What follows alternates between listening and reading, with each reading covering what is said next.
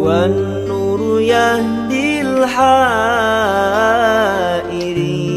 ضياؤه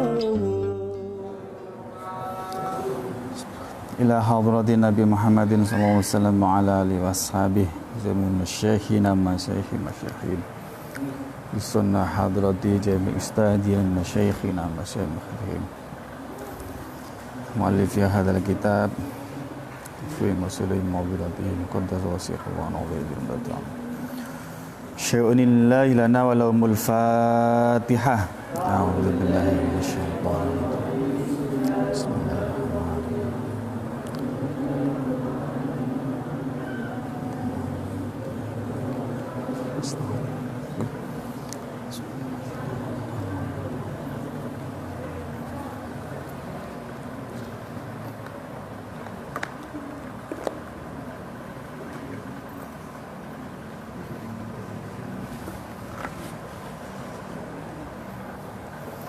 Bismillahirrahmanirrahim. Alhamdulillahirabbil alamin wa bihi nasta'inu ala umuri dunya waddin wa ala alihi wa sahbihi ajma'in amma ba'du. Fala haula wala quwwata illa billahil aliyyil azim. Qala al-mu'allif rahimahullah ta'ala wa nafa'ana bihi wa bi 'ulumihi fid darain amin. Wal amru istida'ul fi'li bil qawli mimman huwa dunahu ala sabilil wujub. Wal amru adapun perintah. Apa sih perintah itu? Itu istida'ul fi'li.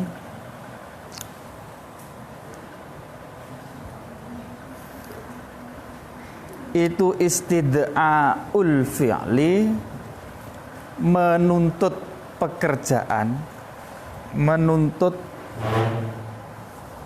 wujudnya pekerjaan, menuntutnya bil qauli dengan cara ucapan, bil qauli dengan ucapan, menuntut mimman dari seseorang, huwa yang bermula man itu dunahu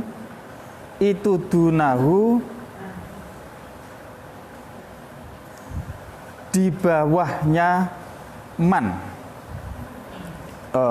ikut dunahu di bawahnya amir, orang yang memerintahkan. Itu dunahu di bawahnya orang yang memerintahkan, amir. Ala sabilil wujubi, atas jalan mewajibkan atau dengan cara mewajibkan. Saya ulangi, wal amru adapun perintah itu istida'ul fi'li, menuntut wujudnya pekerjaan, menuntutnya bil qauli dengan cara ucapan, menuntut pekerjaan mimman dari seseorang, huwa yang bermula man itu dunahu di bawahnya orang yang memerintahkan, ala sabilil wujubi atas jalan mewajibkan.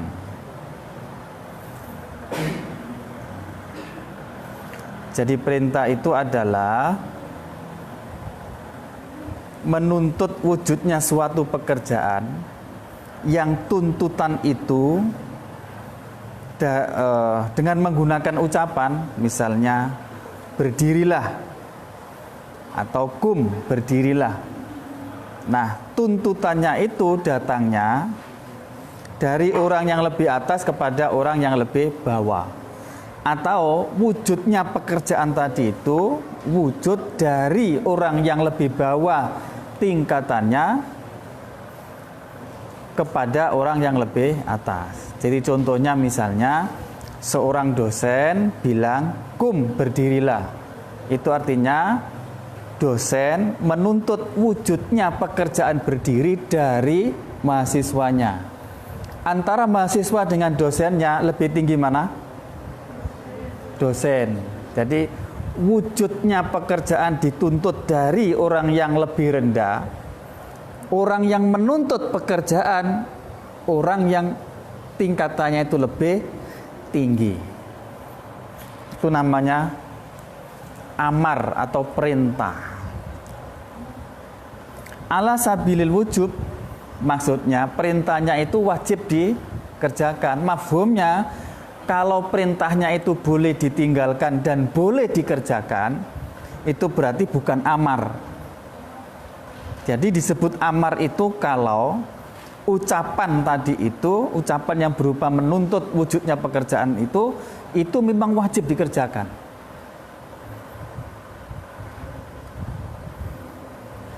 Oke. Kalau dalam ayat misalnya aqimus sholah, dirikanlah sholat. Lafal aqim ini dawuh Gusti Allah ditunjukkan kepada hambanya, para manusia. Manusia lebih rendah daripada Allah.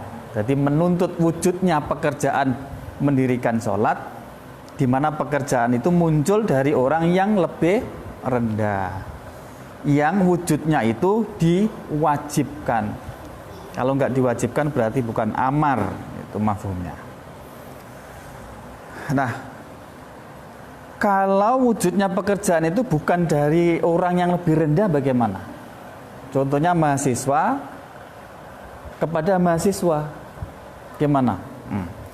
Fa in kana, maka apabila ada apalah istida'u, menuntut pekerjaan itu minal musawi, dari orang yang sederajat, jadi orang yang sama, orang yang sepadan itu apa? Selevel.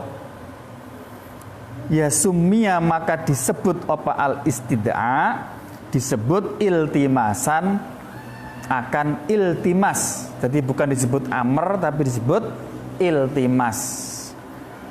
Kalau amr tadi itu perintah, kalau iltimas itu apa kira-kira? Permintaan atau apa? Kalau sampean merintahkan kepada temannya satu level, apa namanya? Kalau permohonan kan enggak, kalau mohon kan kalau pada lebih atas. Kalau selevel apa namanya? Selama ini kita gunakan apa istilahnya? Yaitu namanya iltimas. Mungkin permintaan atau apa? Apa? Sampean pernah nyuruh teman sampean enggak? Pernah. Nah, apa itu namanya? Nyuruh tapi satu level. Apa namanya itu? Istilahnya apa? Kalau bahasa Arabnya iltimas. Kalau bahasa Indonesia sampean apa istilahnya? Halo?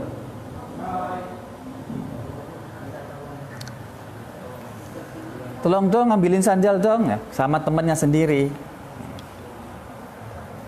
Oh, bukan tolong dong, tapi ambilkan sandal. Nah, ambilkan sandal, tapi kepada temannya sendiri. Apa namanya? Mosok merintah. Bahasa Arabnya iltimas, permintaan. Nah, kalau dari orang lebih atas gimana? Wa minal a'la, dan dari orang yang lebih atas, kalau permintaannya itu munculnya dari orang yang lebih atas, sumia, maka disebut apa? Istid'a, disebut soalan akan permohonan.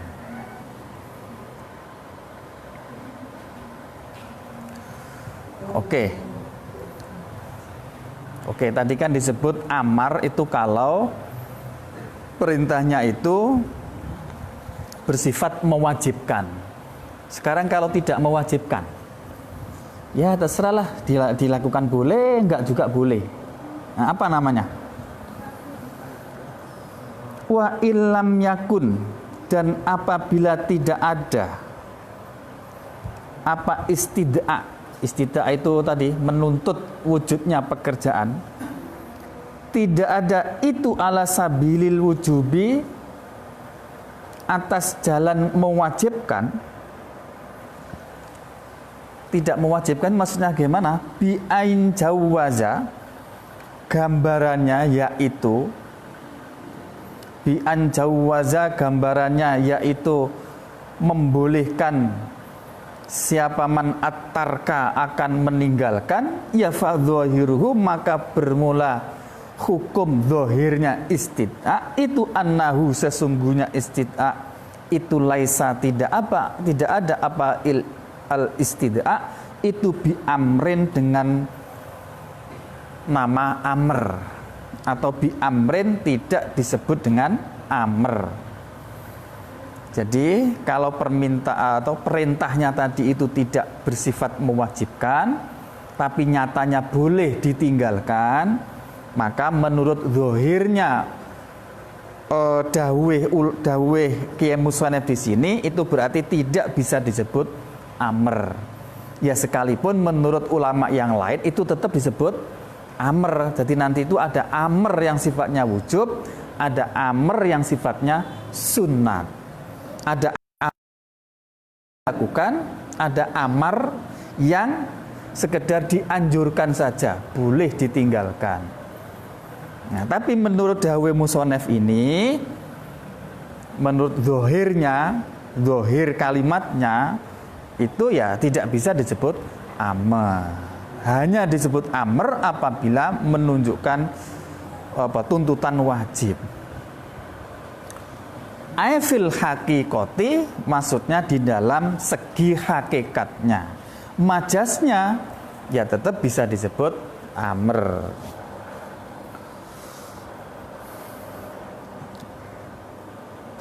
Itulah yang disebut dengan amr. Gimana sampai segini? Ada pertanyaan? Halo?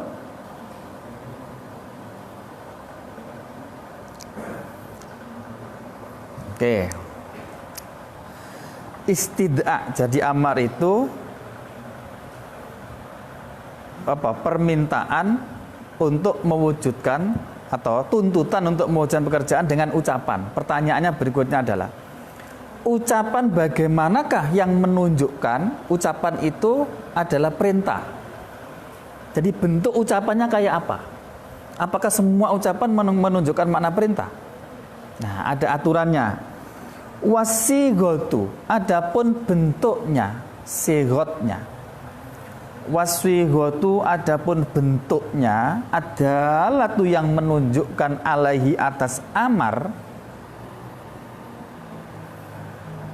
Itu if'il, lafal apa? Itu if'il wazan if'il boleh, uf'ul boleh, if'al boleh. Atau lainnya, yang penting segotnya segot fi'il amar. Nahwu idrib, if'il boleh, uf'ul boleh, if'al boleh, af'il boleh. Nahwu idrib seperti lafal idrib, wa akrim dan seperti lafal akrim. Idrib pukullah, akrim muliakanlah. Wa isyrab dan seperti lafal isyrab. Wa isyrab dan seperti lafal isyrab, minumlah.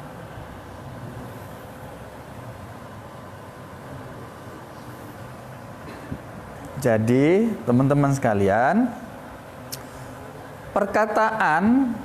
bentuk perkataan yang menunjukkan makna perintah itu apabila perkataan tadi itu bentuknya mengikuti wazan if'al.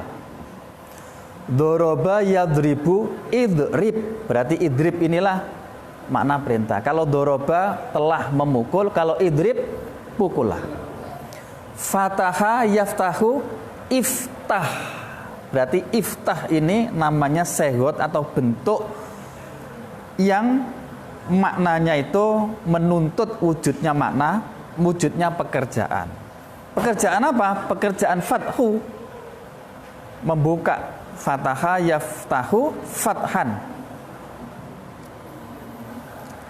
Akrim asalnya apa? Akroma yukrimu ikroman wa fawa mukbadaka mukromun, akrim, muliakanlah. Isyrab asalnya syariba yashrobu isyrab. Jadi pendek kata, semua bentuk fi'il amar itu menunjukkan perintah. Bismillahirrahmanirrahim.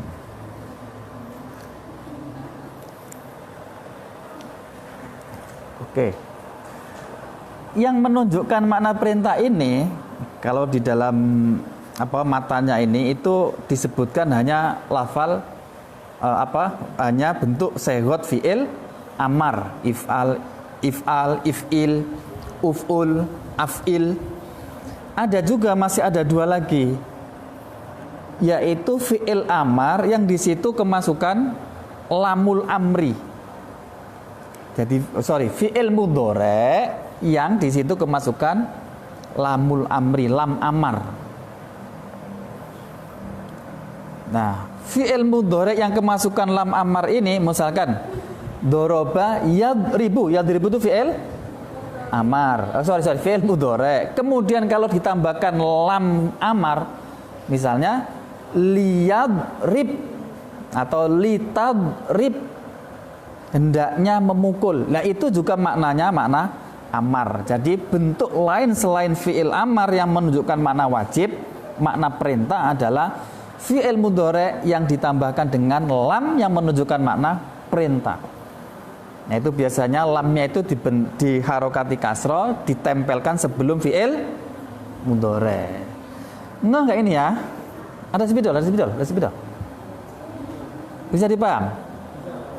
Oke, bentuk yang ketiga tadi kan fi'il amar, yang kedua fi'il mudhari yang ditambahkan lam amar, yang ketiga adalah isim amar. Oh, ada isim amar ini.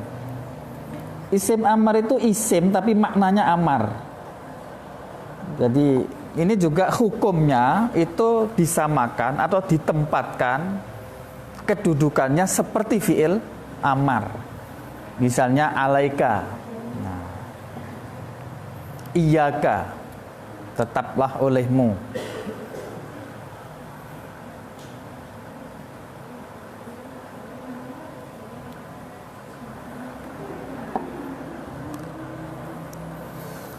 Oke, bismillahirrahmanirrahim.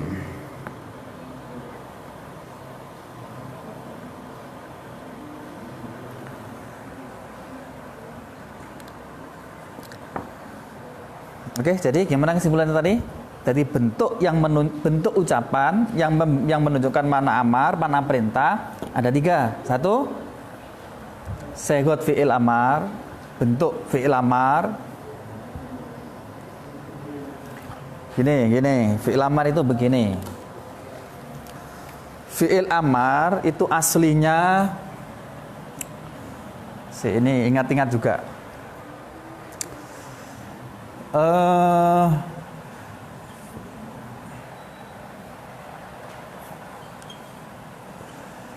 Fi'il amar itu berasal dari fi'il mudhari. Fi'il mudhari itu fi'il yang diawali dengan huruf mudhari'ah. Oke. Contohnya yadribu. Langkah berikutnya, halo, ini rumus cara membentuk fi'il mudhari. Itu awalnya berasal dari cara membentuk fi'il amar itu berasal dari fi'il mudhari. Jadi awalnya mesti berasal dari fi'il mudhari. Rumus pertama, ya mudhari'ahnya dibuang. Huruf mudhari'ahnya dibuang menjadi nah, kemudian dibaca jazm itu sukun. Coba dibaca. Bisa nggak? Nggak bisa dibaca. Karena itu kemudian agar doknya ini bunyi, halo? Agar dotnya ini berbunyi, maka didatanglah hamzah, namanya hamzah wasol. Oke, sekarang dibaca. Belum bisa, karena masih timbul pertanyaan, diharokati apa hamzahnya ini? Fathah, kasrah, apa dhamma? Nah, rumusnya sampean lihat ain fi'ilnya, huruf tengah. Ro ini namanya ain fi'il karena lurus dengan ain. Kalau ain fi'ilnya dibaca kasro, maka hamzah wasolnya dibaca kasro. Dibaca idrib. Jadilah fi'il amar. Ini namanya fi'il amar. Semuanya seperti itu. Contoh lagi, fataha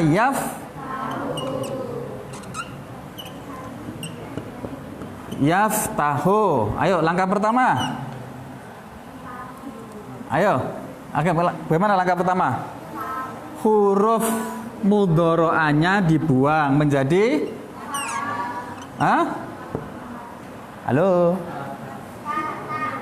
F. Kemudian haknya disukun. Iftah, nggak bisa dibacakan? Halo? Nggak bisa. Kemudian didatangkan hamzah wasol. Kemudian pertanyaannya diharokati apa? Lihat rumusnya, lihat ain fiilnya. Kalau tadi ain fiilnya kasroh dibaca kasroh, kalau ain fiilnya fathah dibaca kasroh. Dibaca kasroh, jangan fathah. Iftah, nggak ada, aftah itu nggak ada. Yang ada iftah. Oke, sekarang kalau ain fiilnya dibaca dhamma, ini kan kasroh, ini fathah. Halo? Contohnya apa? Contohnya apa yang dhamma? Nasoro yan suruh.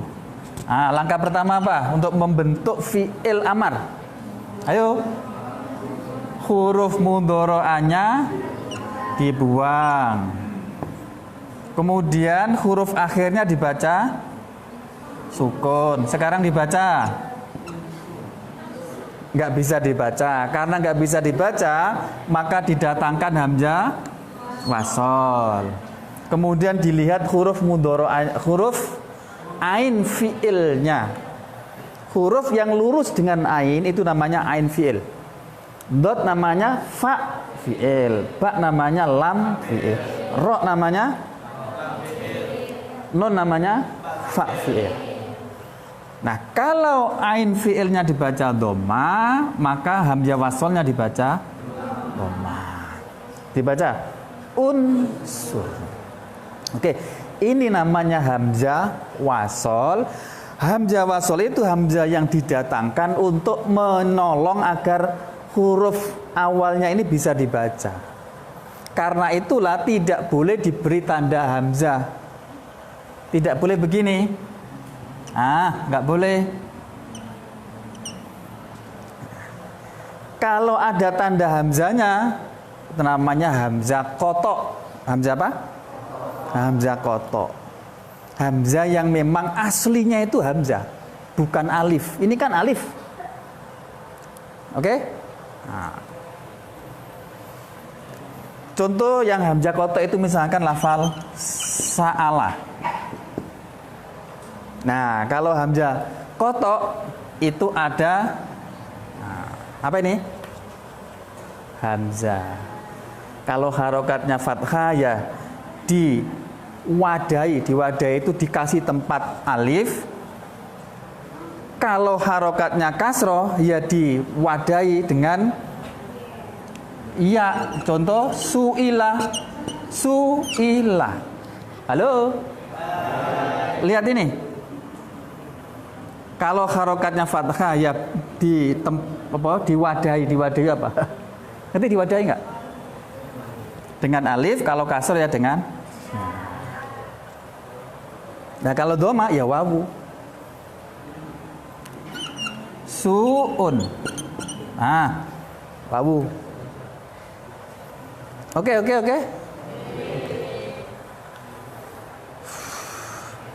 Contoh sekarang. Yang panjang. Istaf'ala. Fi'il mudhari'nya berbunyi gimana? Istaf'ala yastaf'ilu. Oke. Yastaf'ilu itu berarti fi'il amarnya bagaimana, Kang? Ayo, langkah pertama.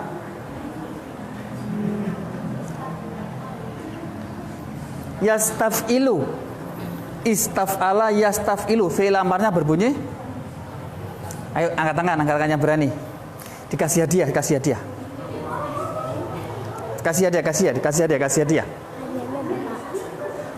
Hadiahnya doa aja, Bang.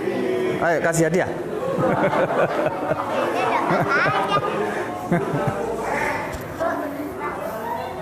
Angkat tangan. Yastaf'ilu fi'il amarnya.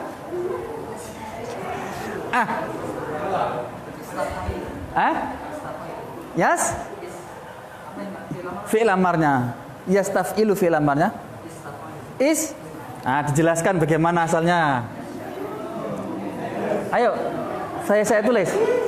Langkah pertama. Halo. Huruf mudhari'nya dibuang menjadi istaf'il. Oke. Terus lam fi'ilnya disukun. Terus ditambah hamzah wasol. Diharokati apa? Kasroh. Kenapa kasroh? Karena ain fi'ilnya kasroh. Dibaca gampang kan? Bang. Satu lagi. Tafa'ala ya tafa'alu tafa'ulan. Tafa'ala ya tafa'alu. Ayo, siapa bisa? Ya tafa'alu fi'il mudhari'. Fi'il amarnya berbunyi. Halo. Ayo, fi'il mudhari' berbunyi. Langkahnya satu. Halo, ayo. Huruf dibuang menjadi tafa. Kemudian dibaca sukun. Tafa'al. Oke, dikasih hamzah wasol enggak? Kenapa? Iya, karena taknya huruf hidup, jadi nggak perlu bantuan hamzah wasol. Sekarang siapa namanya? Siapa? Ulia. Kang siapa tadi namanya yang jawab? Oke. Pilih hadiahnya. Hadiahnya dikasih uang. Apa hadiah Fatihah?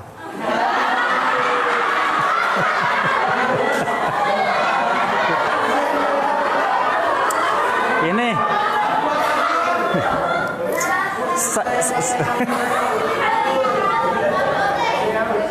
saya jelaskan pilihannya dulu ya. Entar sampean boleh milih. Saya jelaskan pilihannya. Pilihannya antara uangnya sudah ada, sudah lihat tadi. Sudah ada. Atau semua teman-temannya ini kan lebih dari 40. Pasti mustajab. Saya minta bantuannya dengan ikhlas seikhlas-ikhlasnya, khusus mendoakan apa yang diinginkan oleh dia berdua.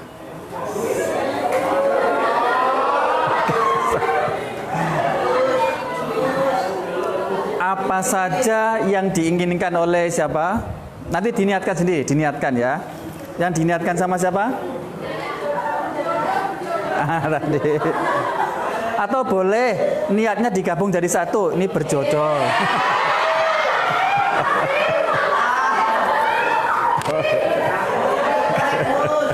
Oke.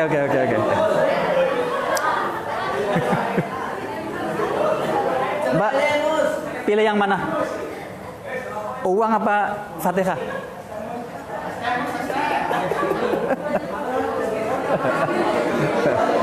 Oke. Teman-teman, saya serius. Mari kita baca Fatihah ya, disempatkan baca Fatihah. Khusus kali ini kita doakan kepada teman kita. Permintaannya apa saya nggak tahu, tapi yang jelas semoga permintaan yang baik dan permintaan yang sifatnya maksiat duniawi apalagi maksiat. Kalau permintaannya yang insya Allah manjur karena lebih dari ini lagi 40 kan? Ini aja 30-an, ini 40-an kira-kira. Jadi insya Allah mustajab. Ya. Siapa tadi namanya, Kang? Mustafa. Satunya? Ulia siapa? Ulyatul Millati. Cocok kayaknya nih.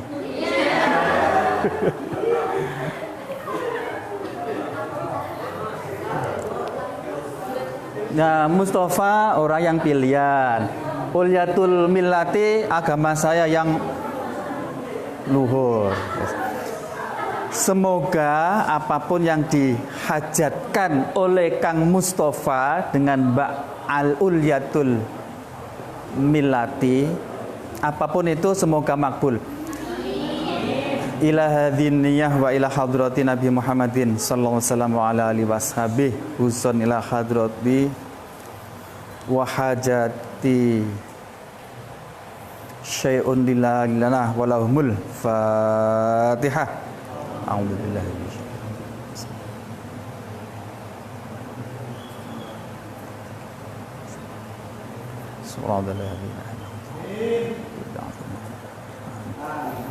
Terima kasih doanya.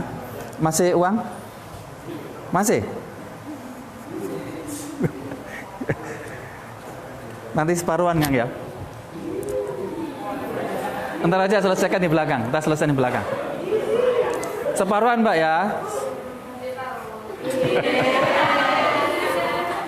Oke teman-teman, satu. Jadi semua bentuk fi'il amar seperti ini, cara membuatnya begitu caranya. Tinggal buang fi'il amarnya, huruf harokat akhirnya disukun, kemudian lihat kalau hidup ya nggak usah didatangkan hamzah wasol, kalau mati datangkan hamzah wasol, maka jadi fi'il amar. Semua bentuk seperti itu berarti menunjukkan makna perintah. Perintah itu artinya orang yang ngomong itu menuntut orang yang mukhotobnya, yang diomongi untuk mewujudkan isi dari perintahnya itu. Berdiri, berarti saya menuntut pekerjaan berdiri harus sampai wujudkan. Halo? Nah, itu namanya amar. Oke, nah bentuknya fi'il amar. Yang kedua, semua fi'il mudhari dimasuki lam amr. Liyadrib, liyaftah, liyansur. Maka maknanya sama dengan fi'il amar, karena dengan menambahkan lamul amri fi'il mudhari akhirnya bermakna amr. Yang ketiga, bisa menggunakan isim fi'il amar. Jadi kalimat isim tapi diperlakukan seperti perlakuannya fi'il amar. 3. Oke. Nah, fi'il amar seperti ini dalam hukum itu, dalam hukum fikih kira-kira maknanya kayak apa? Lanjut.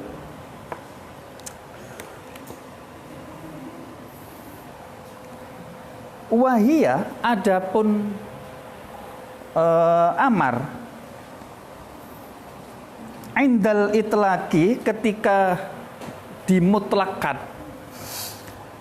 dimutlakan, wat tajarrudi, dan disunyikan, anil korinati, dari indikator, dari apa? Korinah itu indikasi, indikator. Anil korinati, dari korinah, sesuatu yang menunjukkan hal lain. Yang korena tadi as-sorifati, yang memalingkan, antolabil fi'li, dari menuntut pekerjaan, yatuh malu, maka diterapkan. Apa amar diterapkan alaihi, atas wajib. Alaihi, atas wajib. Ai alal wujubi, maksudnya diterapkan atau dipraktekkan atau digunakan atas menunjukkan kewajiban. Jadi gini, sudah? Sekarang dengarkan sini. Jadi fi'il amar yang bentuknya seperti ini tadi, kalau disebutkan di dalam suatu ayat dan dia disebutkan secara mutlak itu artinya tidak ada tidak ada batasan khusus yang menyertai dia. Terus pokoknya fi'il amar begitu saja. Atau tidak ada korena yang memalingkan dari makna perintah, maka otomatis fi'il amar itu menunjukkan hukum wajib. Contohnya begini, contohnya nahwu aqimus sholata, seperti lafal aqimus sholah. Aqimu, dirikanlah olehmu semuanya, dirikan as-sholata akan perbuatan sholat. Nah, coba perhatikan nih. Lafal aqimus sholah.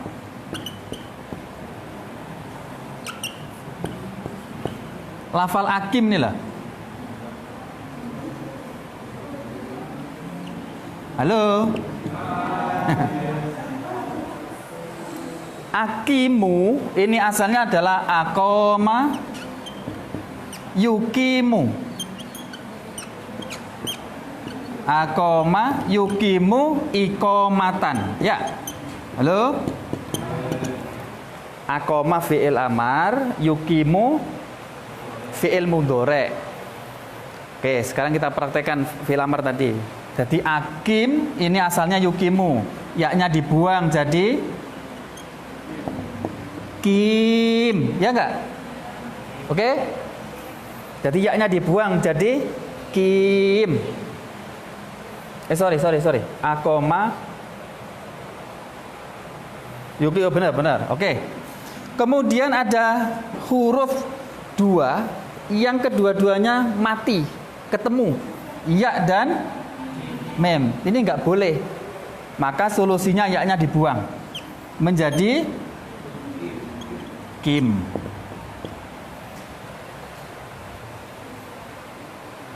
Oke. Terus didatangkan hamzah menjadi akim. Oh, salah ini ya. Kemudian ditambahi dengan apa ini? Wawu, karena jamak, karena ini kan mufrad, fa'ilnya itu mufrad satu. Kalau fa'ilnya jamak maka ditambahi dengan wawu. Maka otomatis mimnya yang asalnya mati menjadi hidup. Karena hidup maka yaknya balik lagi. Halo?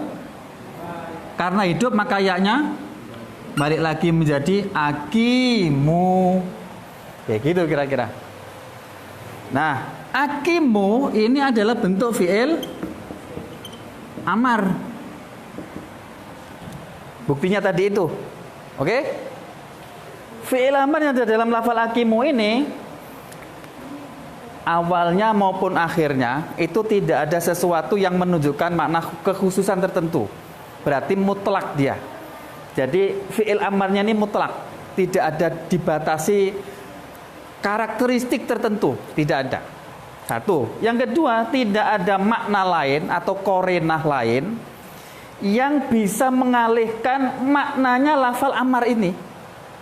Nah, ketika nggak ada dua hal ini, maka fi'il amar ini menunjukkan makna wajib, menunjukkan hukum wajib, wujub, karena tidak ada korenah dan penggunaan amarnya itu mutlak.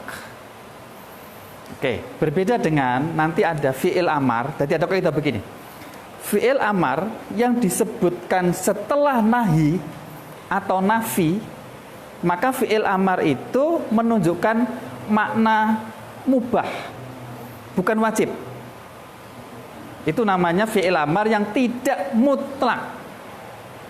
Aduh, paham gak ini ya? Kok sudah mulai bingung kayaknya? Mahfum ya? Ini contoh fi'il amar yang mutlak. Karena fi'il amar ini mutlak, tidak ada korena, maka ada hukum wajib. Hukum apa? Yaitu hukum mendirikan sholat. Mendirikan sholat itu berarti wajib. Alasannya dua. Satu, karena fi'il amarnya ini mutlak. Nomor dua, tidak ada makna lain yang mengalihkan makna perintah. Mana penghapusnya?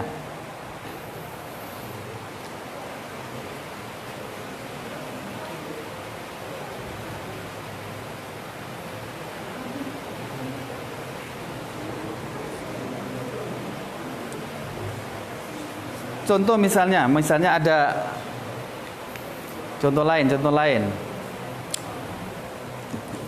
Ada nggak di bawah? Oh ini ada di bawah ada. Contoh yang tidak makna wajib ada. Hapus saja kan semua kan. Bismillahirrahmanirrahim. تلق من الغيب